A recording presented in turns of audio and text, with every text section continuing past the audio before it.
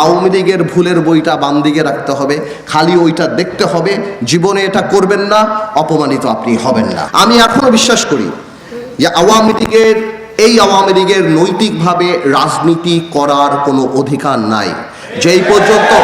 যেই পর্যন্ত আওয়ামী লীগ অনুশোচনা না করে এবং আওয়ামী লীগ ক্ষমা না চায় এবং বিচার না করে। আমি চিন্তা করে দেখলাম, কয়েকদিন আগে আমি দেখলাম যে বিএনপি চায় আওয়ামী লীগকে নির্বাচনে আসার জন্য। আমি বুঝতে পারি রাজনীতিবিদ হিসাবে যে বিএনপি চেতেই পারে আওয়ামী লীগকে নির্বাচনে আসার জন্য, নাহলে আওয়ামী লীগ পরে বলতে থাকবে যে আমাদেরকে নির্বাচনকে বাদ দেওয়া হয়েছে, এই নির্বাচনের গ্রহণযোগ্যতা নাই, এই নির্বাচন আমরা করলে আমরা জিতে যেতাম। কিন্তু আমি একটা কথা পরিষ্কার করে বলে দিতে চাই, বিএনপি বলুক, শব্দ বলুক, ইউনুস সাহেব বলুক, গ্রাউন্ড রিয়ালিটি কিন্তু ডিফারেন্ট। যেখানে আমার ভাইদের যেই ডিস্ট্রিক্টে যেই গ্রামে 5ই অগস্টে বা এই 17 বছরের রক্ত ঝরেছে, আমার ভাইদের লাশ গিয়েছে, ওই সব জায়গায় আওয়ামী লীগের ক্যান্ডিডেটেরা যা ভোট চাওয়ার মুখ রাখে না, তাদেরকে কেউ ভোট যেতে দিবে না। গ্রাউন্ড রিয়ালিটি আলাদা। বিচার না হওয়া পর্যন্ত আওয়ামী লীগকে বাংলাদেশের মানুষরা ঘর থেকে বের হতে দিবে না রাজনীতি করার জন্য।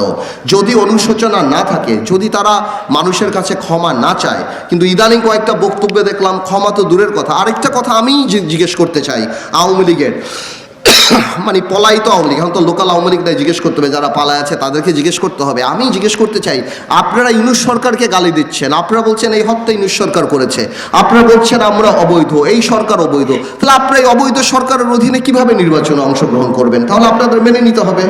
তো আমি মনে করি যে বিএনপি হয়তো ছাড় দিতে চায় আওয়ামী লীগকে নির্বাচনে আসুক, বা নৈতিকভাবে আমি মনে করি না আওয়ামী লীগের নির্বাচন করার কোনো সুযোগ আছে। এবং আওয়ামী লীগের মতো দলকে, যারা গণহত্যায় বিশ্বাস করে, যাদের কোনো রাজনৈতিক অস্তিত্ব নাই, যারা ক্ষমতায় যাওয়ার জন্য সব কিছু করতে রাজি, সেই ধরনের দলকে বাতিল নিষিদ্ধ করার জন্য আমি মনে করি সংবিধানের প্রভিশন থাকা উচিত।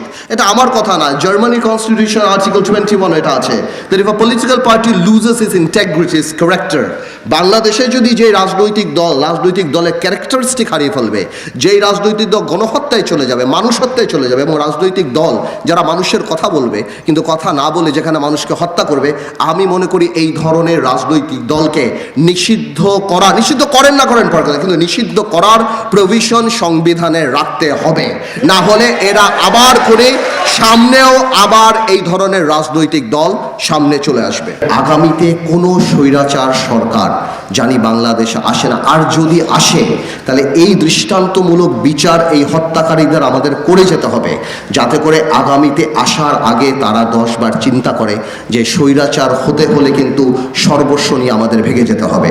একটা কথা বলি, 75-এর 15ই অগস্ট কিন্তু হত্যাকাণ্ড হয়েছে, অপমানিত হয় নাই। এবার অপমানিত হয়েছে, অসম্মানিত হয়েছে। তো এই জন্য বলছি আগামীতে কোনো সরকারের যদি সাকসেসফুল হতে হয়, একটা কাজই করতে হবে, আওয়ামী লীগকে হৃদয়ের কাছে রাখতে হবে, আওয়ামী লীগের ভুলের বইটা বাম দিকে রাখতে হবে, খালি ওইটা দেখতে হবে, জীবনে এটা করবেন না, অপমানিত আপনি হবেন না।